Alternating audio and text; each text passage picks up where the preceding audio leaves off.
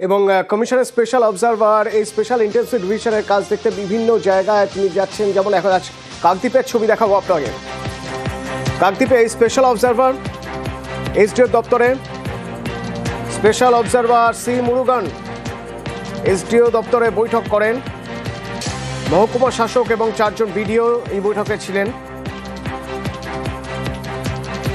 বিশেষ পর্যবেক্ষক সি মুরুগান, মহকুমা শাসক সহ 4 বিডিওর সঙ্গে বৈঠক, পরে রাজনৈতিক দলগুলির সঙ্গেও বৈঠক।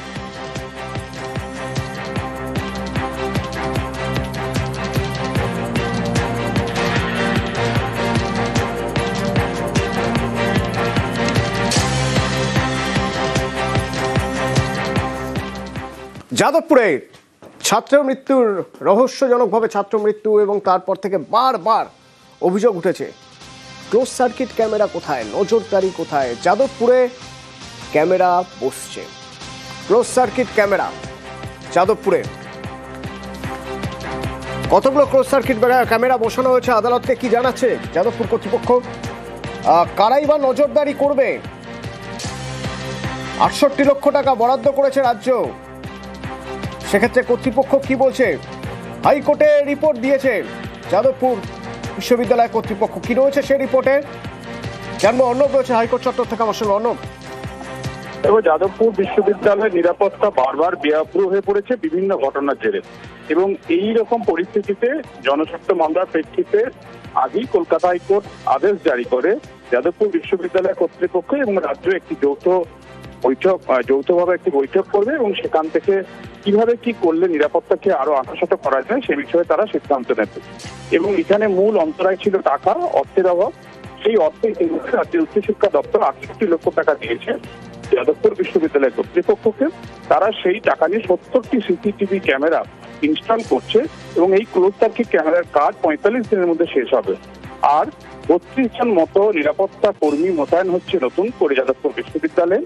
এবং যে সেনা বোর্ড রয়েছে, তাদের যে অবসরপ্রাপ্ত যে সমস্ত সেনা কর্মী রয়েছে বা যারা ইতিমধ্যেই, কারণ অনেকেই 45 বছরের তাদের অবসর রয়েছে, সেই সমস্ত দক্ষ যারা এরকম নিরাপত্তা কর্মী রয়েছেন তাদেরকে সেখান থেকে নেওয়া হবে।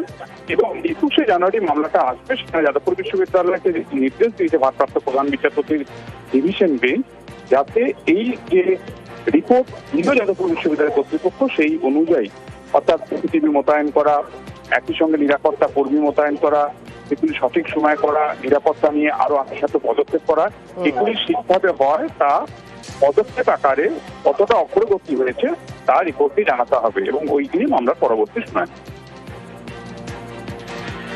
ধন্যবাদ।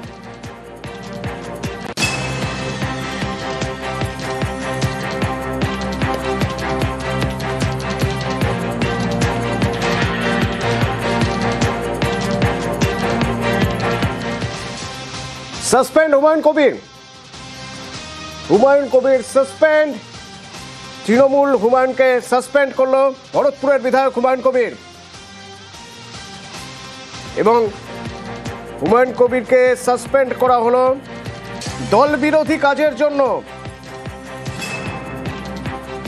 ফিরহাদ হাকিম তোপ দেখেছেন, হুমায়ুন বিজেপির কথায় চলছেন বলে তোপ ফিরহাদে।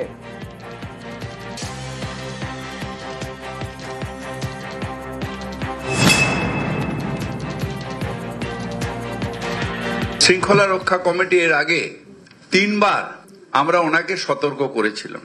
পার্টির চেয়ারম্যান এবং জেনারেল সেক্রেটারি দুজনেরই মতামত নিয়ে হুমায়ুন কবিরকে আমরা সাসপেন্ড করছি দল থেকে। দলের সাথে তার কোনো সম্পর্ক থাকবে না। তার কারণ যারা ধর্ম নিয়ে রাজনীতি করে, ডিভিশনাল পলিটিক্স করে, ভাগ করার চেষ্টা করে, তাদের সাথে দল কোনো সম্পর্ক রাখবে না। নাম না করে হুমায়ুনকে বার্তা মমতা বন্দ্যোপাধ্যায়ের। একটা জিনিস ভালো করে জেনে রাখুন, নতুন করে মুর্শিদাবাদে কোনো দাঙ্গা হোক এবং এনআইএর হাতে কেস তুলে নিয়ে আমাদের ছোট ছোট ভাই বোনদের গ্রেপ্তার করা হোক, এটা আমি চাই না। কোনো দাঙ্গার প্রশ্রয় কখনো দেবেন না। কেউ টাকা খেয়ে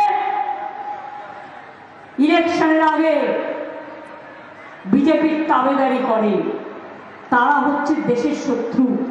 যারা নির্বাচনের 2 মাস আগে থেকে সব রাজনীতি করে এটা বিজেপির পাল্লায় পড়ে। একটা ধান পচে গেলে সেগুলো সরিয়ে দিতে হয়, তা নাহলে সব ধানটা পচে যায়। মুর্শিদাবাদ থেকে আজ স্পেশাল ইন্টেন্সিভ রিভিশন নিয়ে সুর চড়ালেন মমতা বন্দ্যোপাধ্যায়, ঠিক মালদার মতোই। এখানে তার প্রশ্ন, যদি সীমান্তের কথাই বলা হয় তাহলে সীমান্ত লাগোয়া রাজ্য তো আরও রয়েছে, অসম, ত্রিপুরা, মণিপুর, মিজোরাম, কই সেখানে তো এসআইআর নয়, তাহলে এসআইআর এখানে কেন? যেখানে বিজেপির সরকার নেই সেই রাজ্যেই এসআইআর? তো মমতা, তামিলনাড়ুতে বিজেপি গভর্নমেন্ট নেই, তাই এসআইআর হবে ইলেকশনের আগে। কেরালায় নেই, তাই এসআইআর হবে ইলেকশনের আগে। বাংলায় নেই, তাই এসআইআর করতে হবে। কিন্তু আসামে তো তুমি আছো, তাহলে আসামে কেন এসআইআর হবে না বাবু? একটু উত্তর দাও, উত্তর তোমায় দিতেই হবে। ত্রিপুরায় কেন হবে না? বিজেপি আছে বলে ত্রিপুরা বাংলাদেশের বর্ডার নয়? বলুন, রোহিঙ্গা যদি আসে, বাংলায় তো বর্ডার নেই, আসে মণিপুর হয়ে, মিজোরাম হয়ে, নাগাল্যান্ড হয়ে, সেখানে কেন এসআইআর হবে না? বিজেপি আছে বলে খোকা বাবুকে দুধ খাওয়াতে হবে। ভোটের আগে এসআইআর এর নামে এনআরসির চক্রান্ত।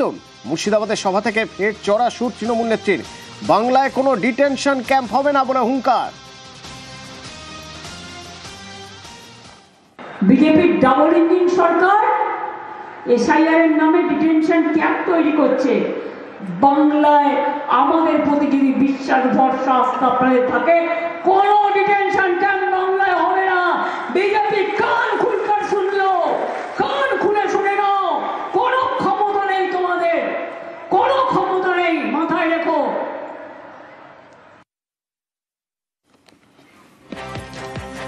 এসআইআর হিয়ারিং নিয়েও সতর্কবার্তা তৃণমূল নেত্রী, ডাক পেলে হিয়ারিং এ অবশ্যই যাওয়ার পরামর্শ, না হলে ভোটার লিস্ট থেকে নাম বাদ দেওয়া হবে। এসআইআর এ কেন্দ্রের এনআরসি চক্রান্ত। বহরমপুরের সভা থেকে তো মমতা, নিজের নামটা ভোটার লিস্টে তুলবে, কোথাও সার্ভার ডাউন করে দিচ্ছে, কোথাও একটা নাম তুলে গিয়ে আর একটা নাম তুলছে, কোথাও পরিবার শিফট হয়েছে, বিয়ে করেছে, অন্য জায়গায় গেছে, তার নামটা তুলছে না। এরপর আবার হিয়ারিং আসবে, হিয়ারিং এ কিন্তু ডাকলে যাবেন, কেন জানেন তো? না গেলে আপনার নামটা কেটে দিকে, এটা আমরা চাই না। নামটা কেটে দিয়ে বলবে তুমি এদেশের নাগরিক নও। বহরমপুরের সভা থেকেও এসআইআর নিয়ে মমতার নিশানায় অমিত শাহ। রাষ্ট্রপতি শাসন জারির ছক বলে তোপ তৃণমূল নেত্রীর। গতকাল মালদায় সরকার ফেলা ষড়যন্ত্র বলে দাবি, আর আজ বহরমপুরের সভা থেকে রাষ্ট্রপতি শাসন জারির চক্রান্ত বলে তোপ মমতার। এসআইআর এর নাম করে ভয় পাবেন না, শুধু নিজেদের কাগজপত্রগুলো ঠিক মতো জমা দিন। ওরা টাইমটা বেছে নিয়েছে, যদি আমরা না করতে দিতাম তাহলে ইলেকশন না করে রাষ্ট্রপতি শাসন করত। বুঝতে পেরেছেন চালাকিটা? অমিত শাহ, মটুয়া ভাইয়ের, বাবু মশাই, গদি ভাই, নিশ্চিন্তে থাকুন, আপনারা যারা যেভাবে আছেন সেভাবেই থাকবেন, কেউ এখান থেকে বিতাড়িত হবেন না। যদি বর্ডার থেকে কাউকে করে, আমি যেমন মৎস্যজীবীদেরও ফিরিয়ে আনি, তাদেরও কোর্টে কেস করে ফিরিয়ে আনি। রাজনীতির হাওয়া গরম হচ্ছে, কিন্তু যেহেতু ডিসেম্বর মাস, যেহেতু শীতকাল, ঠান্ডাও পড়ছে। আজ শহরে মরশুমের শীতলতম দিন। কত ছিল তাপমাত্রা এবং আগামী কদিন কেমন থাকবে তাপমাত্রা? বিশ্বজিৎ রয়েছে আমার সঙ্গে ফোনে। বিশ্বজিৎ, কি বলছে হাওয়া অফিস? একদমই, আজ কলকাতায় যেমন এ মরশুমের শীতলতম দিন, অর্থাৎ 15 ডিগ্রির ঘরে তাপমাত্রা নেমে গেছে। আমরা দেখেছি যে মঙ্গলবারে 20 ডিগ্রি সেলসিয়াস ছিল কলকাতার তাপমাত্রা, সেখান থেকে আজ 15.6 ডিগ্রি সেলসিয়াস, অর্থাৎ প্রায় 4.5 ডিগ্রি তাপমাত্রা নেমে গেছে। আরো কিছুটা নামতে পারে, অর্থাৎ 1 থেকে 2 ডিগ্রি সেলসিয়াস তাপমাত্রা দক্ষিণবঙ্গের বিভিন্ন জেলাতে আরো নামতে পারে। ইতিমধ্যেই 10 থেকে 12 ডিগ্রি সেলসিয়াসের মধ্যে নেমে গেছে পশ্চিমের জেলাগুলির যে তাপমাত্রা, অর্থাৎ চারিদিক থেকেই, অর্থাৎ দক্ষিণবঙ্গে প্রায় কার্যত এই উইকেন্ডে শীতের আমেজ আরো বাড়বে। শীতের আমেজ যা রয়েছে তার থেকে বাড়বে। গত দুদিনের থেকে শীতের আমেজ বেশ কিছুটা বেড়েছে এবং শুধুমাত্র সকাল সন্ধ্যে নয়, দিনের বেশিরভাগ অংশেই শীতের আমেজ থাকবে। অর্থাৎ শীতকালে ঠিক যেরকম হয় সেরকমই এই উইকেন্ড কাটবে এমনটাই জানাচ্ছেন। এবং আরো 5-7 দিন শুষ্ক আবহাওয়া দক্ষিণবঙ্গে। আপাতত বৃষ্টির কোনো সম্ভাবনা নেই, তবে সকালের দিকে কোথাও কোথাও জলীয় বাষ্প থাকার কারণে কোথাও কোথাও কুয়াশা হতে পারে এবং সেখানে দৃশ্যমানতা 900 মিটার থেকে 200 মিটার পর্যন্ত কোথাও কোথাও দু এক জায়গায় নেমে আসতে পারে। উত্তরবঙ্গের ক্ষেত্রেও একই রকম, তবে উত্তরবঙ্গে তাপমাত্রা নতুন করে আর নামার সম্ভাবনা নেই। তবে দার্জিলিং এ 5 ডিগ্রি সেলসিয়াস এবং মালদাতে 16-17 ডিগ্রি সেলসিয়াসের মধ্যেই তাপমাত্রা থাকবে এমনটাই জানাচ্ছে আলিপুর আবহাওয়া দপ্তর। অর্থাৎ স্বাভাবিক বা স্বাভাবিকের নিচে থাকবে আগামী কয়েকদিনের তাপমাত্রা। ধন্যবাদ। এখন আমাদের উত্তর এবং উত্তর পশ্চিম দিক থেকে ঠান্ডা, শীতল এবং শুষ্ক বাতাস আসছে, আর রাতের তাপমাত্রা বা সর্বনিম্ন তাপমাত্রা এখন ধীরে ধীরে নামবে। আগামী দুদিনের মধ্যে আরও 2 ডিগ্রির কাছাকাছি তাপমাত্রা অনেক জায়গাতেই কম হওয়ার সম্ভাবনা রয়েছে দক্ষিণবঙ্গের বিভিন্ন জেলাতে। আর কলকাতায় তাপমাত্রা আজকে 15.6 ডিগ্রি ছিল, যেটা স্বাভাবিকের থেকে 1 ডিগ্রি কম। আগামীকাল 15 ডিগ্রির আশেপাশে থাকার সম্ভাবনা, তারপরে 14 ডিগ্রি হতে পারে তারপরের দিন। তারপরে আর তেমন তারতম্য হবে না। তাপমাত্রা যেটা স্বাভাবিকের থেকে কম থাকবে 2 ডিগ্রি বা 3 ডিগ্রি সর্বত্রই।